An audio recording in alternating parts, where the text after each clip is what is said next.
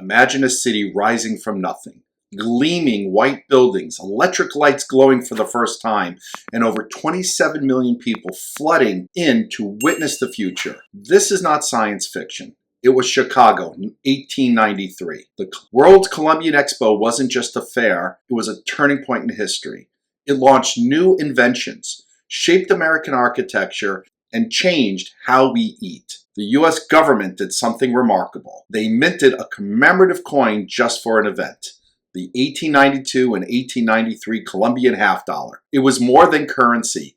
It was a statement of national pride, a souvenir, and the beginning of a tradition that would change American coinage forever.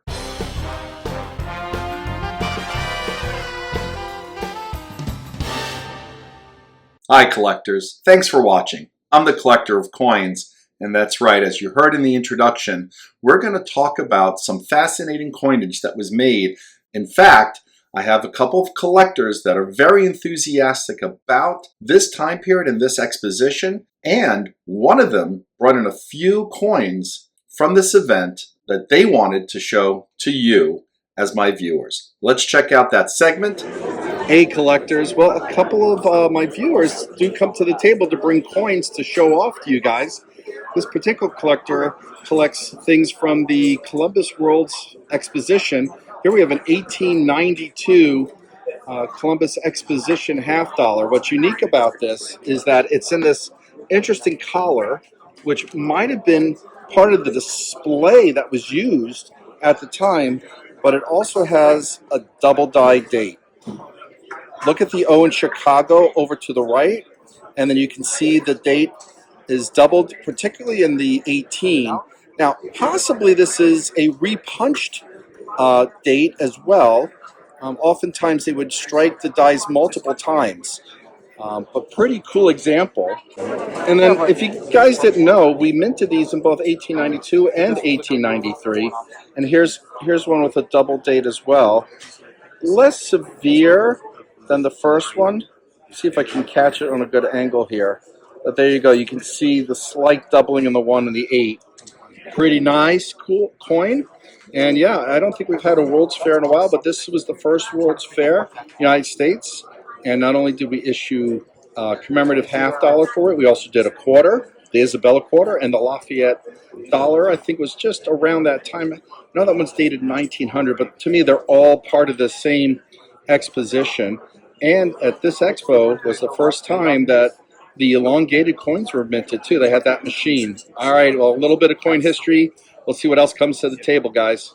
And it was minted in 1892 and 1893. It's the first United States commemorative coin. The reverse of the coin features a representation of Christopher Columbus's flagship, the Santa Maria, above two hemispheres. And the coins were sold for $1 each at the World's Columbian Exposition in Chicago during 1893. A great many of these remain unsold, and a substantial quantity were later released for circulation at face value, 50 cents, or melted. So as we're talking about souvenirs from the Columbus World Exposition, specifically coin souvenirs, we have to absolutely acknowledge that the first elongated coins were first minted in 1893 during the World's Columbian Exposition in Chicago, which makes it the oldest form of souvenir coinage in the United States. So between the commemorative coin and the elongated coins, a lot of interesting history. In fact, I had a few. I have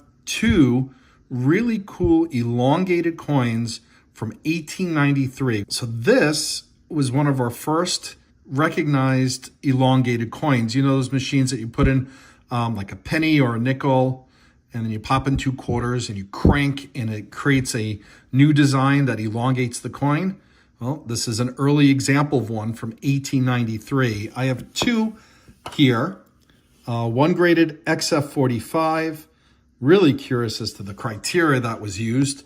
One graded MS61. This one was created by using a Indian cent. I don't know if you could see that, but that's an 1892 Indian penny. And so this was minted 1 year before the exposition in 1893. It's quite possible that this might have been created in 1892 because the World's Fair, I think, was prepped in 1892 and then ran through 1893. I believe you can find the Columbian commemorative half dollars for both 1892 and 1893. I love the fact that you can tell this was still, the original coin was an Indian cent and the date. It's one of the reasons why I sent this out. To be honest, I think this is probably worth $150. At least that's what I'm going to attempt to sell it for. Maybe more. Leave a comment. Let me know what you think this is worth. You can even see some of the design elements, including the wreath, faintly on the reverse of this. I think this is just so cool.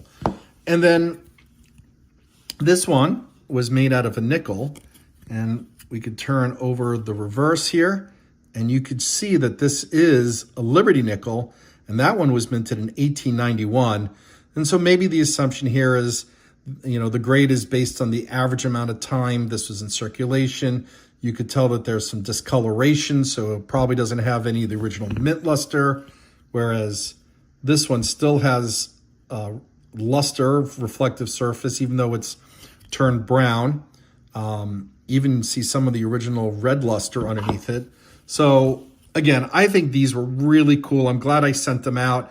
PCGS had an article about they started featuring these. I know that NGC, another grading company, certifies these as well. Population on both of these, 1. I have the first graded PCGS Columbian coins, Columbian Expo coins. And in this case, a cent and 5 cents, or a penny and a nickel. I'm not sure what the M&D reference is. I think they came up with 2 varieties, 2 and 2C. I'm going to do a little research separately. If I find out what these are, I'll put them in the description or in one of the comments. But please leave a comment on what do you think about these. I think these are amazing. All right. To be honest, I didn't know what these would grade for. This was a bit of a novelty, and I'm glad I sent them in.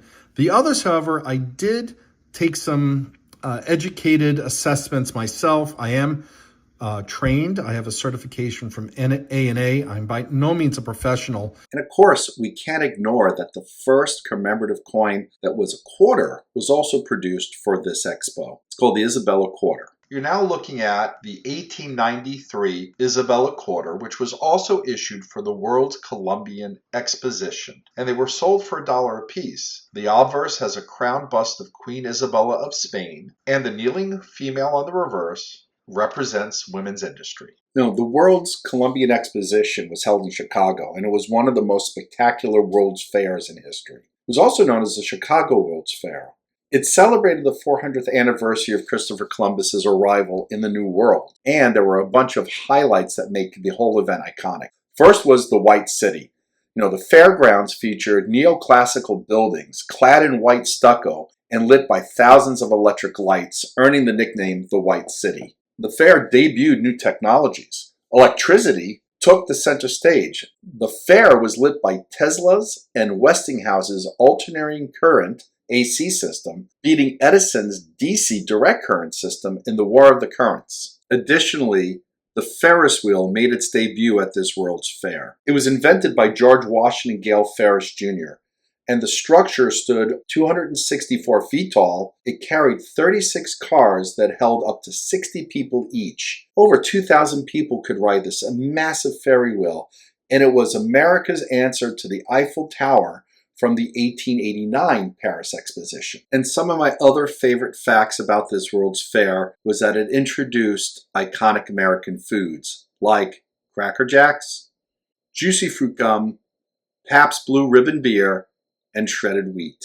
But most of all, it was the commemorative coinage, the 1892 and 93 Columbian Half Dollar, and the Isabella Quarter, that really, for me, make this event iconic and a special event in a lot of coin collectors' hearts. Well, collectors, thank you so much for watching. I hope you enjoyed this video. I also want to thank the collectors that brought in coins for us to look at and talk about. And with that, I wish you happy collecting. I hope that you find the the stories of our coinage as fascinating as I do.